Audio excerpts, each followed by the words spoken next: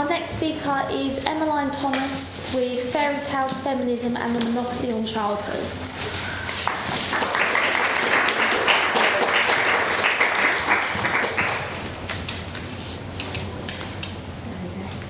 Fairytales, are they unaspirational or binding children to outdated sociological constructs?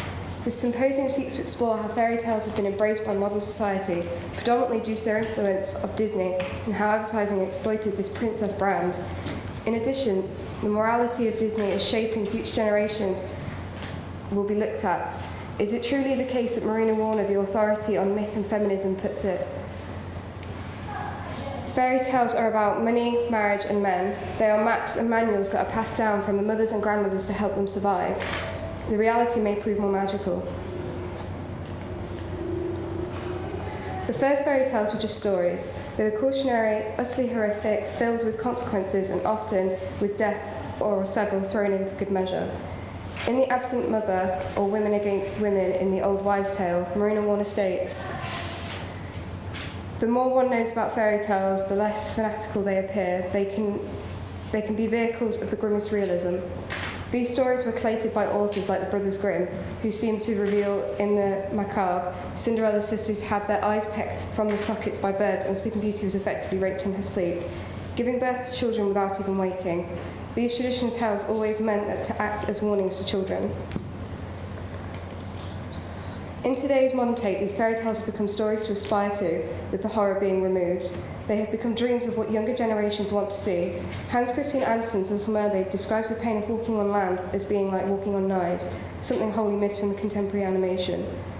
This modern interpretation has been made more palatable for younger viewers and has become a means of marking, suggesting the fairy tale ending of happily ever after for those buying the product. But if one had everything one could ever need or want, what was left to dream of, asked the romance novelist Mary Blacker. When we consider adaptations of these folk tales, we effectively discuss those versions of the last 70 years or so, the originals being made famous a century before. These modern reworks are intrinsically linked, not only to the original era of the story, but rather the time of production when they began.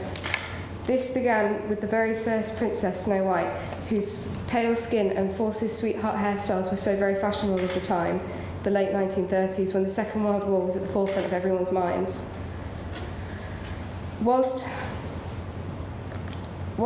other animated stories were reimagined, the interim, there was a hiatus on those pictures centred on the stereotypical Disney princess. A 30-year gap reconstructing of the studios in the mid-80s. In 1989 came Ariel, the Little Mermaid. Her face was famously based upon the rising star at the time, Alyssa Milano. Her hair was the most identical to another star of the 80s, the singer of I Think We're Alone, Tiffany. It was a potent mix guaranteed to speak to every little girl in the Western world. Being the first redhead princess set the scene for the divergence from traditional Caucasian blondes and brunettes. Now the public were ready for the multicultural princesses. Disney had captured the zeitgeist and they exploded, staking their claim to the market share of folklore and with it gaining the monopoly on the fantasies of future generations. There are many works that have been using fairy tale themes to convey messages. Since 2007, Annie Leibovitz has been working with Disney, releasing images within the series named Dream Portraits. In these photographs, A-list celebrities have been chosen to capture the spirit of Disney versions of traditional tales, a clever collaboration raising the profile of the photographer, models and sponsor, whilst drawing crossover audiences to each. Created within this scene is a distinct impression of the heroine being focal point. Centre lighting reinforces this. Snow White sits in a pose that is so consistent throughout the movie. With this image, image is actually mimicking a scene at the beginning of the film. The prince is not present and she is content, having to herself the greater part of the storyline and attention of the audience. While she may sing of waiting for her prince to come, despite being one of the least proactive princesses, she does not give the impression of helplessness, more a carefree naivety. This image is iconic of Ariel and at her most recognisable. Still sporting her fishtail, she stares longingly from the water upwards to the land.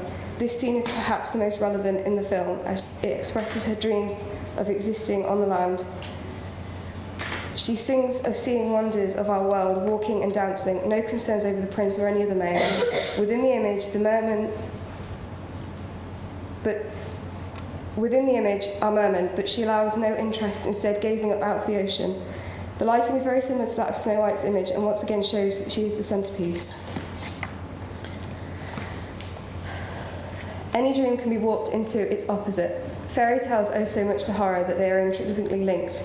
As children films draw out the wholesome messages and promote aspirations, the mirror image is offered by some artists is less palatable. In her series Fallen Princesses, Dina Goldstein draws direct inspiration from Disney and lampoons the dream.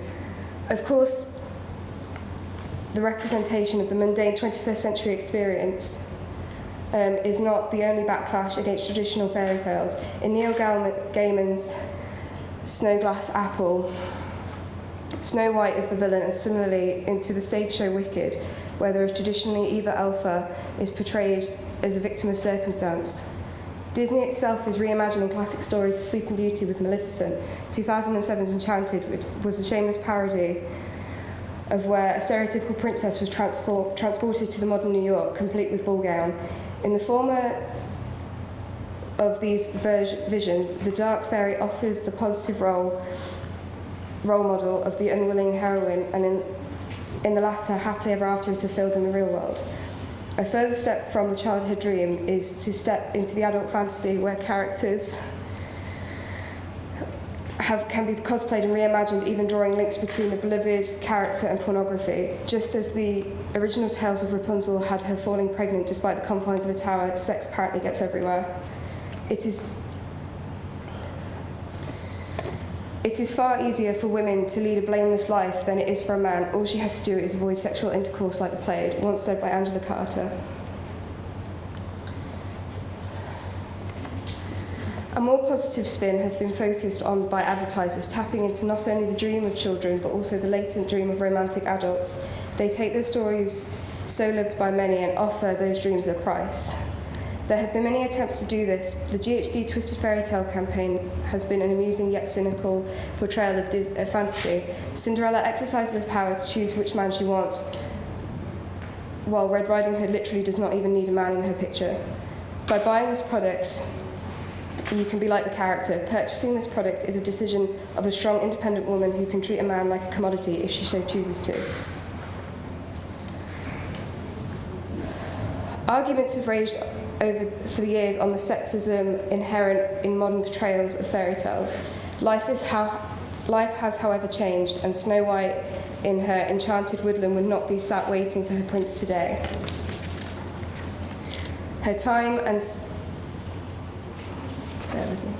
she was a product of her time and served a purpose, but the film was still portrayed with women with power and property, in the line with the post-first wave feminist ideal. Modern scenographers must set trends, or at least surf the wave of popular understanding in order to remain marketable. Screenwriter and feminist Linda Wolverton, credited amongst Beauty and the Beast, Mulan, and more recently Maleficent, stated in an interview, "Maleficent is the second movie in the past year where true love's first kiss at the end wasn't between a guy and a girl. In Frozen, it's between Anna and Elsa, sisters, and in Maleficent, it's between Maleficent and Aurora." Two movies in the same year with that message to indicate that Disney is changing the ideas it's telegraphing to young girls. Whether it's leading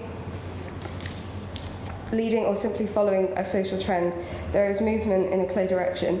The sensibility about female characters is different than it was. I don't have to fight as hard. In fact, I don't have to fight at all to make them strong, interesting. It's a different group of people I'm working with. Disney has changed along with the world. It might actually be the case that the expectations there and their thinking is more progressive than that of many adults. Analysts by the Bechdel test, an examination of films that consists of 3 rules, is usually successful for adaptations of modern fairy tales. It states to pass the film, it must contain at least 2 female characters that hold a conversation on screen about something that's other than a man. In this regard, children's movies may be more laudable than other media to which they are exposed. With popular reality TV shows such as America's Next Top Model, Joe Millionaire and The Bachelor amongst teenage girls and young women, many women are still looking to be swept away by a handsome prince for no other reason than they are beautiful. For some as feminist author Angela Carter remarks, it is perhaps better to be valued as an object of passion than to never be valued at all. If this viewpoint is becoming the social norm, could it be that modern fairy tale offers a more positive role model to children than the adults surrounding them? It is pointless to debate whether or not we should have fairy tales. They will exist and remain in popular culture. In his Nobel speech, poet Derek Walcott describes keeping the memory of the tribe, something that was once the job of our storyteller or bard, but which is now done using film. Maintaining our heritage is an important part of human nature. But what of the story itself? Should it be traditional horror that we cling to, the helpless heroine of the early films, or the feisty modern protagonist? Will the future bring an increasingly bleak postmodernism, or even reformat our PG-rated tales into debauched XXX adult fantasies? It is strangely likely that money will maintain the viability of the genre and allow the dream to be sold to the next generation for years to come. As children laureate Michael Merpugo wrote, "Wherever my story takes me, however dark and difficult the theme, there is always some hope and redemption, not because readers like the happy endings, but because I am an optimist at heart. I know the sun will rise in the morning and that there is light at the end of every tunnel. People need hope and little girls want to still be princesses. It is deep-seated in our cultural heritage that we can still always aspire to something more. Some would argue that this is demeaning to women, perpetuating male dominance. The argument made by Judith Butler, as she states, masculine and feminine roles are not biologically fixed, but socially constructed. This is, however, only one branch of the feminist debate. Noted feminist and singer Annie Lennox is quoted saying, "We all fight over what the label feminism means, but for me it's about empowerment. It's not about being more powerful than the man. It's about having that badge. It's about very basic things. It's not about a badge like a fashion item." As they grow to teens, girls will increasingly value their independence, so strength. But women still want a beautiful wedding dress. Once America's most powerful woman, Nancy Reagan, said that feminism is the ability to choose what you do. This is very much seems to be the social tack that America and Disney are following, with the Christian New Wave of feminism suggests that the men and women both have equally viable but differing roles to fulfill. The image of the self-assured woman seems to be set amongst all cultures. Folk tales from different cultures share commonalities, such as by Andrew Lang's Coloured Fairy Books, a collection of stories from many countries that show distinct similarities, be it from rags to riches stories of Aladdin and Cinderella, or revenge of Hansel and Gretel on their captor as Rapunzel had on hers. People have the same needs all over the world. The media will sate this hunger with reimagined stories from the past times and, at least for now, give our children something positive to aspire to.